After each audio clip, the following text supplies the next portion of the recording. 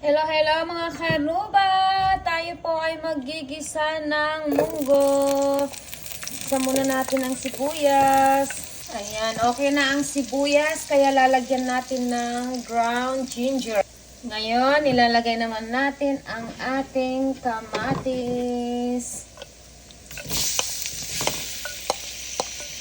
Ayan, luto na ang kamatis. Dahil marami tayong naaning kalabasa, lalagyan din natin ito ng bunga ng... Ngayon, ilalagay naman na natin ang ating mga naaning bunga ng sili. Ilalagay na rin natin ang ating artificial crab meat. Ayan, hahaluin lang natin ng konti, sabay ilipat na natin ito sa ating munggo.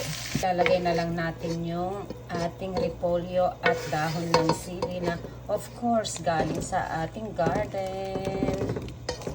Ayan, pwede na tayong maglagay ng konting paminta at asin. Ayan, luto na at ang pinakahuli natin ilalagay ay ang tostadong bawang. Ayan oh. Masarap na naman ang aming pagkain. Tataob na naman ang kaldero dahil gulay ang ulam.